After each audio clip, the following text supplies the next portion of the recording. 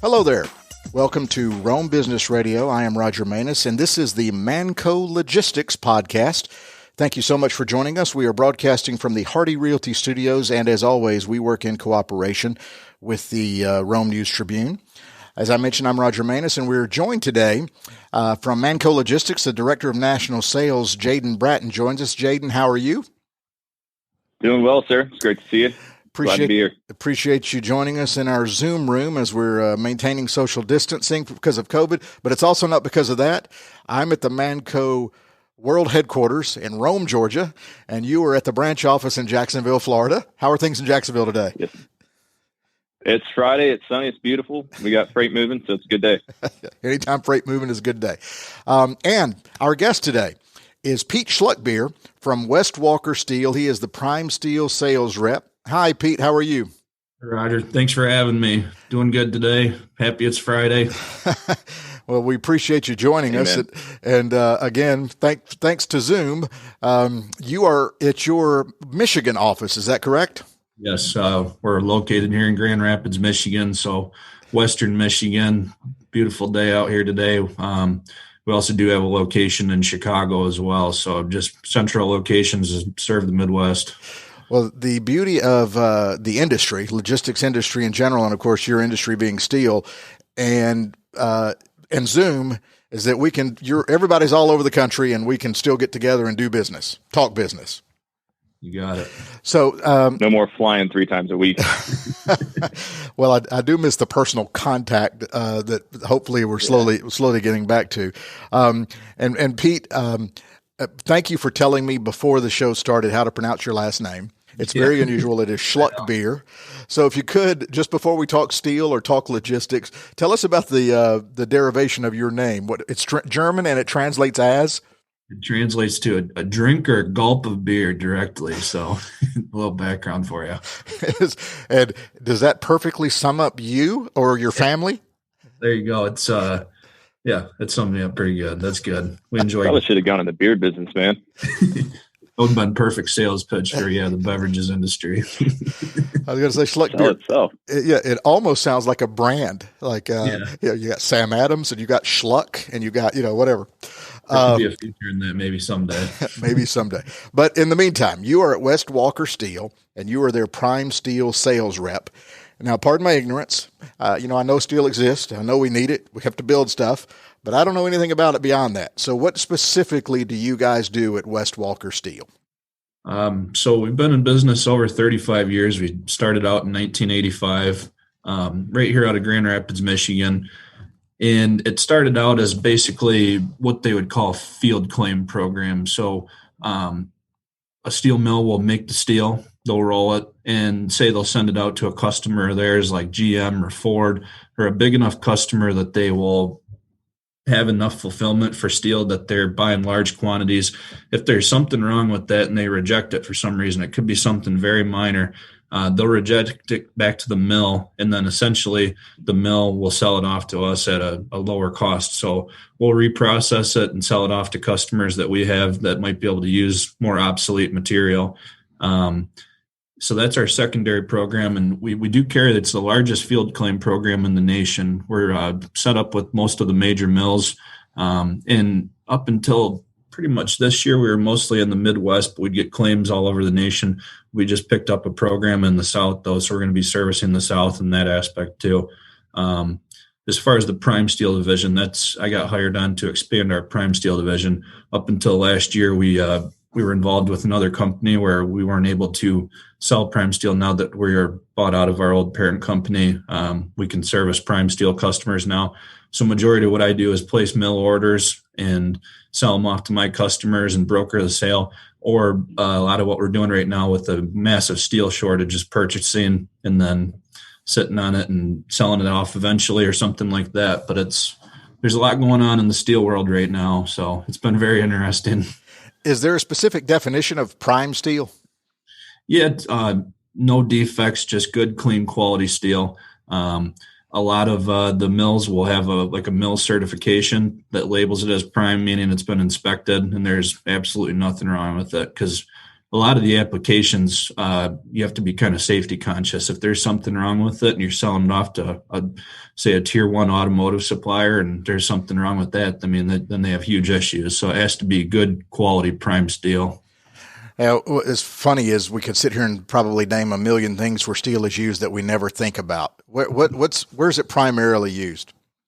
So there's a lot of different applications. The majority of what we deal with, I would say, would be a lot of automotive, heating and cooling. So a lot of that ductwork, stuff like that. Oh, yeah. Our Chicago division, and starting to be our Grand Rapids division, our Chicago division is mainly focused on what we call our end users. So it's actual real companies that are using it for certain applications. So it might be tubing, different stuff like that. So there's a lot of different sectors. A lot of the stuff is, farm gates, and that's a lot of the big users. So, but I would say a lot of it's automotive suppliers, and it all trickles down. There's suppliers fulfilling other suppliers. I mean, it's all over. Well, you had mentioned that there's a shortage. Why has that happened, and where are we in that process? What has that meant for your business? So this is where it kind of plays into logistics as well. So currently, the biggest thing going on is this semiconductor shortage. So it's starting overseas where they're making them. They're popping up facilities here in the United States where they're going to be making the semiconductor chips. But for pretty much every vehicle that's produced, they take about 150 of these chips. And with them not having chips, the large automakers like GM and Ford have a lot of vehicles sitting on the ground, and they don't have space to produce more vehicles. Like, I was just driving down to the Detroit area, and we drove past, they call it the GM Flint truck and bus assembly plant. And they had over 1,000 trucks sitting outside there, and they're waiting for these chips. And with all these new technologies in these vehicles, they require all these different complex chips. And without having these chips, they're not using up as much steel. So they're getting rid of steel that's sitting on their floor, and they're cutting back shifts. And that's a huge issue right now. So, in other news with logistics, the steel mills are paying premiums on trucks out of the mills right now. So that's why it's been difficult to get trucks moving as well. But it all goes back. I think it starts really with this automotive, and they're not consuming their normal amounts. It's a problem because then the mills cut back and they're not making as much. So then there's just not as much in the marketplace. Well, that's interesting. That happens in business in general. So you mentioned it's kind of this technology thing with the chips, but that's ultimately trickling down, whatever, to affect your steel business. Yep. So one thing can affect the other. And it's raised the price like astronomically. So we base our pricing off a program called the CRU, and they set what they call it's a fair trading price for steel, and it'll rate it based off a per ton price. And since last August, it's almost more than quadrupled in price. So steel is actually trading right now at the highest price in the history of steel. So we're in uncharted territories. Everyone's kind of fighting the same battle, but we're just doing what we can, just to kind of push through. Well, what does that mean for the average person? So it's going to affect a lot of businesses because they're paying a lot higher prices for steel, more than they're used to. So for the general public, it's going to raise the price of a lot of different things. People don't understand how many businesses consume steel, and when they're having to pay higher prices, what happens to their price? It goes way up.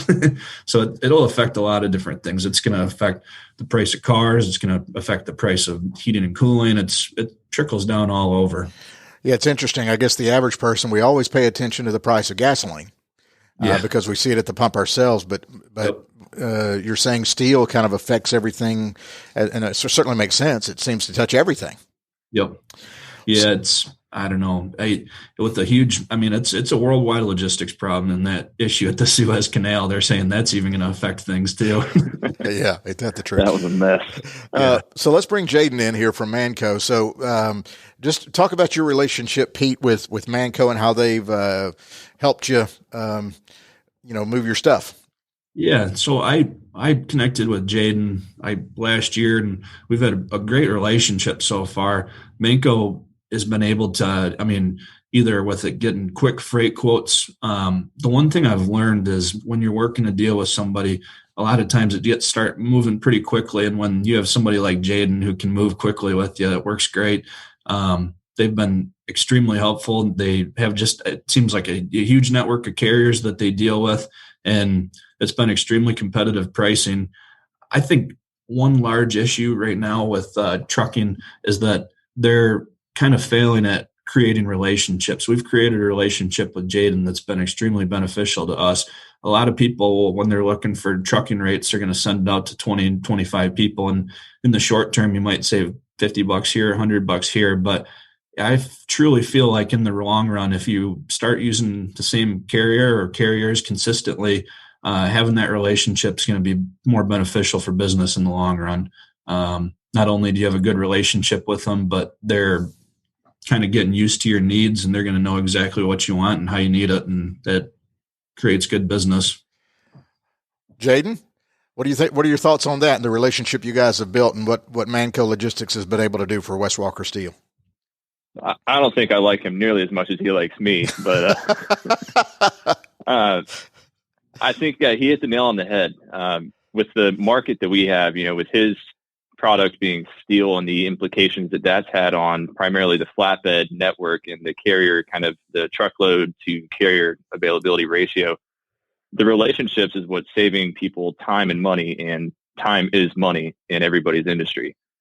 Like Pete said, he kind of has narrowed down his list of people that he uses because of the relationship that we've built together. I mean, but we respond quickly, we respond accurately. He knows that if I send him a rate that is seemingly above what he was expecting, he knows that that's just the true price that we're expecting to see. And that's not anyone taking advantage of the situation, because there are, unfortunately, people out there that will take advantage of this truck shortage, and they'll understand that they're moving steel, and they understand that steel providers can't find trucks, and there's a way to capitalize on that. But Pete trusts us, and he trusts Manco that that's not what's happening here. And we also talk to each other just on a personal level. We have a relationship. He knows if he calls me at 7 p.m. on a Friday with like a last minute need that something's got to ship 5 a.m. Monday morning, he knows I'm going to answer and I'm going to take care of it. And I also know that, with us running, shipments, we typically run and do the job before anything is paid. And I know that my relationship with Pete, we're secure. I trust him to do what he needs to do, and just as he trusts me. And we've got a great system. He'll say, Jaden, I need this from point A to point B. Well, in a new relationship, I have to ask a handful of questions to make sure that all of my I's are dotted and T's are crossed. But I know Pete. I know what he does. He just says, this city to that city. I already know what he needs, and that's why I can be so quick, because we've established that familiarity and that, that friendship. Yeah, Pete, that's interesting from your perspective. You touched on it a little bit earlier, but if we can kind of dive into it, just the way business gets conducted, you could spend a lot of time every day trying to get X number of loads shipped and then throw it out to a bunch of different carriers, but you're filling up your own time with this stuff that you're actually trying to delegate. So the relationship where you can just go to Manco and, okay, that's off my plate. It's being taken care of. So how beneficial is that to you in your daily workload? I mean, the team at Manco it's been tremendous. I work with Brett. I would say that I talk to Brett. Works with Jaden probably every day, whether it's for something little or something big or whatnot. But I am a relationship-based person. I mean, even if it's something that's really small, just give him a call, and hopefully it's not bugging him too much. But not at all. It's a thing that's going away. Relationships, I truly think, are going away. I mean, people are trying to move steel, people are trying to move trucks, and they're just, it's everybody's just a number, and it's not really the way that I like to conduct business. I think, too transactional. Yeah. If you get to know a person better, I think it makes it that much easier in the long run. It drops off that uncomfortable factor. It's if you really know a person, I mean, I think it goes a long way, and I think they'd be more apt to buy from you. A lot of people are selling the exact same thing, and what differentiates me from somebody else that's been doing it for 30 years, that's, I guess, my main point. Well, on your LinkedIn profile, you even talk about a little bit of sales being relationship based. So I guess but what is your background? How did you come to work at West Walker Steel? I came to work for a friend of mine here named Dalton. I had never done anything with steel previously before this. I was in the automotive industry for a number of years, actually about 4 years. And then before that, just schooling. So this was my first start in the steel industry. I didn't know how I was going to like it, and I really didn't know much about it. We jumped right in, and about the time that I jumped in is when this steel shortage and the steel price rise increased. So it's been a lot of fun through this whole deal. Really no end in sight yet. That's kind of what everyone's trying to predict. But, we have a great team here at West Walker Steel. We did the math. We have over 250 years combined staff. We have 2 employees in Chicago, and just a great team here in Grand Rapids. It's extremely helpful. My boss that I report to has been in the business 40 years. He started on the floor of a steel mill, so he's extremely knowledgeable. And yeah, it's nice coming in every day and having a team that is willing to help and do what needs to be done. It's nice. It's not like a sales floor. It's a team atmosphere. People helping each other. And I would say the same for everybody else in our office. Is very relationship based. One of our sales guys has been doing it over 30 years, and he has customers from 30 years ago that are still buying from him, and he's still buying from them. And it works out good. And I truly think that'll go a long way, is making these relationships to start off. Were you guys affected in any way, and if so, how, by the pandemic? What has that done to your industry? We were deemed essential workers, but I would say for how it affected everything else, a lot of their customers and our customers are small mom and pop operations, and you'd hear of one person getting it in the morning, and then by the afternoon, 15 people were affected. And then a lot of people are having to shut down lines in their facilities. I think it somewhat affected the consumption of steel a little bit, but I don't think it had a huge impact really on us. I would say it did have an impact on logistics quite a bit. But as far as stuff needs to get made regardless, so a lot of places were staying open. A lot of the big service centers in the industry, people that service and process steel for us, were shut down for short periods of time, but it didn't affect us like it did other industries, that's for sure.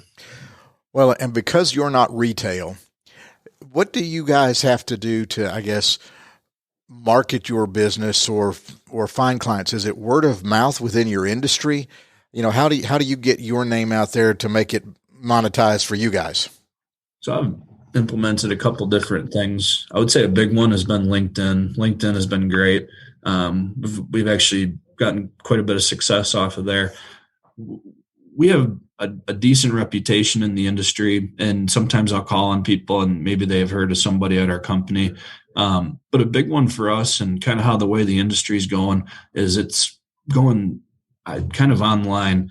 It's more of a recent thing, and there's only 2 major companies doing it right now. But the future of the industry, and really depends on who you ask, is more of these online things. So we can market our product through end product. They want it to kind of be like an Amazon of steel. So there's a couple different companies doing this, and I can put my name on our product, and I can list our whole inventory online if I wanted to, and I can even have a price on there. So there's a service online right now that helps with relationship building, and then people can see your product as well. So it's nice. I would say the majority's been online, but the type of person that I am, I still enjoy picking up the phone and cold calling people. Yeah, that's part of it. That's it's old school, but it's also effective. Yeah, and people like it. It actually goes a long ways now, probably more than it used to, but people kind of forget that phones still exist. Yeah, so it's interesting to me. You said you talk to Jaden or Brett just about every day, one of them. Yeah. So Jaden, is that a goal for you guys as well at the Jacksonville branch of Manco Logistics to develop those personal relationships to help? Absolutely. I think any freight broker in general, especially with Manco and the culture that we try to promote and implement, you do strive to get that personal relationship. Now, we have to live in the real world. That's just not possible to do 100% of the time. Especially as you grow over the years, depending on how long you stay with it, you just don't have that much time. Now, if you have 150 good friends, you're not going to be able to talk to all of them every day. But yeah, that's absolutely the goal. And I think like I said, it's not going to happen every time, but if that's your goal and you're striving towards that, you're doing something correctly. And, with these relationships that we've been talking about, it's kind of interesting with Pete and I, we have also kind of a circle together with other individuals in the steel industry that Pete and I work with in conjunction together. And we've kind of got like this little group of everyone's at different companies and, everyone seems to know each other. And so it's actually been really cool this last year how we've turned this, I hate to use the word boys club, but it's just been a really cool kind of circle together. And I never really figured I would be, in a group of people that are in the steel industry, but here we are. And so I'm super excited to see where we're going to be in 2 years and 3 years. There's a lot of people in our industry, but it feels really small sometimes, especially when you go to events in the industry and like you see all these people you've been talking to. It's like I would say there is a group of people in the steel that all kind of congregate with each other. And there's been a lot of, hey, I can't do that, but why don't you call him? And we know exactly who they're talking about. It's the only industry that I've heard of that you call on somebody and you said, hey, can you provide this service for me? And they say, no, I don't think we can accommodate that, but hey, why don't you call so-and-so over there? I think they have a machine that can do that. It's comical, actually. So the relationships actually open doors to other relationships and help everybody's business grow. I think they know somehow the favor will get returned. Like they'll, they know what you do. And yeah, it's true. What kind of industry puns do I not know about? Because I'm sitting here thinking, technically, you are a man of steel, which makes you Superman. Yeah, not quite. Is kryptonite your weakness? I mean, are there any puns I'm missing? We at West Walker Steel strive every day to do the right thing. Oh, that's not a pun. That's a motto. Yeah. We don't want your catchphrase, man. Oh, okay. So, Jaden, when you are delivering the service for Pete and West Walker Steel, it's about getting the freight moved. So he doesn't want to hear about, excuse the bluntness of this, he doesn't want to hear about the labor pains. He wants you to show him the baby. Right? Is that it? Pete, you want to hand it off and get it moved. So Jaden, how does that work from Manco's end? Then you just spend your time finding a truck, correct? To get that shipment moved from point A to point B. We do. So, for example, if he sends me an email or a text or whatever he does and says, hey, I need this from point A to point B, if that's a market that we're not strong in, I'll tell him right away, like, hey, I don't normally do that, but I'll look into it for you. And that means I'll get an answer back, within the next couple of minutes. But yeah, he doesn't want to hear, a bunch of the questions that a normal person would ask in a new relationship. I'm just going to take care of it. And I leverage back to my relationships with my carriers that I've developed over the years, and especially at Manco this past year and however many months. I automatically know who I'm going to call within about 3 or 4 carriers that I'll reach out to and shoot a text or shoot an email or pick up and call them on their cell phone, get the answers, and I get it taken care of. And then I tell Pete, hey, yes or no, this is how much it's going to cost. He sends it over. And I really now, not at first, but now I'll just take care of the shipment and I let him know when it's done and I send him the paperwork. So I'm really only going to call him if there's an issue. And I do everything within my power to make sure that doesn't happen. But we live in the real world. Some things do go wrong. And I think that Pete knows if I call him with an issue, that's truly what's happening. It's not a false story or anything like that. So Pete, over time, is it just a trust that develops that your freight is getting moved as you need it to be moved at a competitive rate, and this trust in Manco just implicitly grows? Yeah, I would say on pretty much every route, Jaden and Brett are the first people I reach out to, and there has been times where other carriers have just come in so much significantly lower.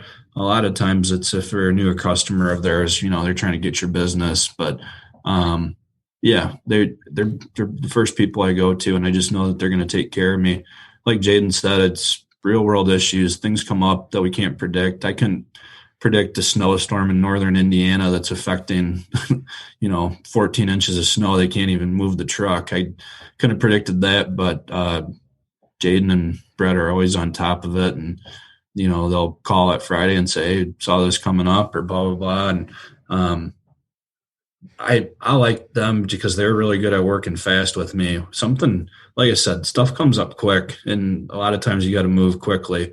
I can think of probably a handful of different times that Jaden has put out some pretty serious fires where we just needed a truck, and then it works out great. That's for sure. That must be good to hear, Jaden. I'm pretty good at putting fires out. That's true. Let's just touch on that, Jaden. You're a former firefighter. Yes, sir. I was a lieutenant. Yeah. in like real life. So we're not using the metaphor anymore. No, I just had to jump on that. I mean, I don't get to talk about what I used to do that often. So when I get to crack what I call a dad joke, I'm going to definitely swing at that. Definite dad joke. well, yeah. Well, see, yeah, I can already tell the chemistry between you two guys. Well, Pete, you mentioned that you're active on LinkedIn. Does West Walker, do you do any other social media or website? What's some contact information for you guys as we wrap up here?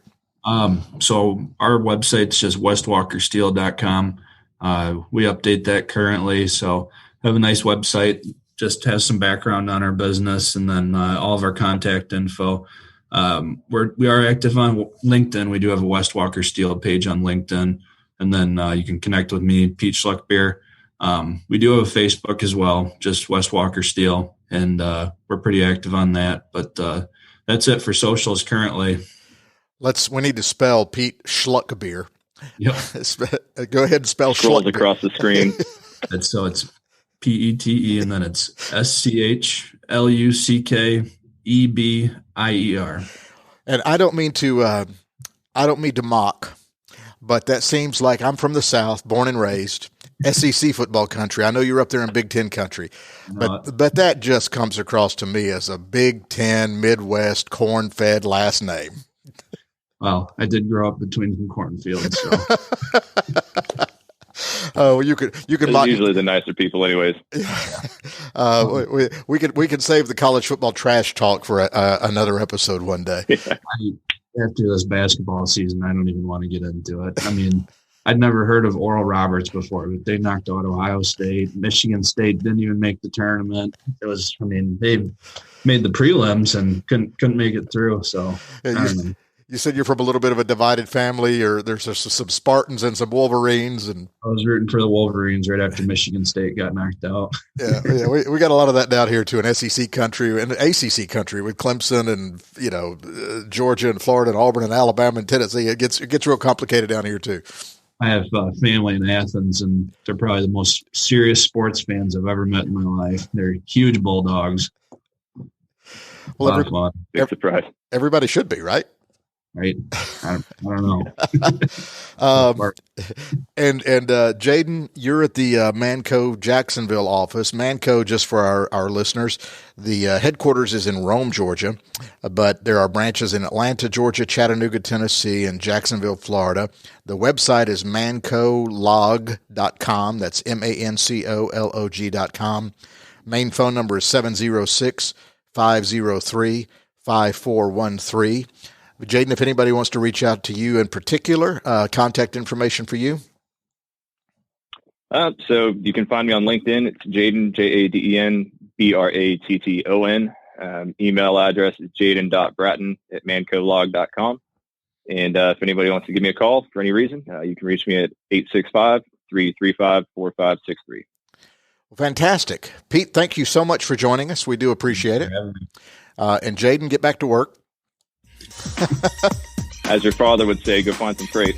Go find some freight. All right. Thank you, guys. This has been the Manco Logistics podcast. We have been broadcasting from the Hardy Realty Studios, and we work in cooperation with the Rome News Tribune. I'm Roger Manus with Rome Business Radio. Thank you so much for listening.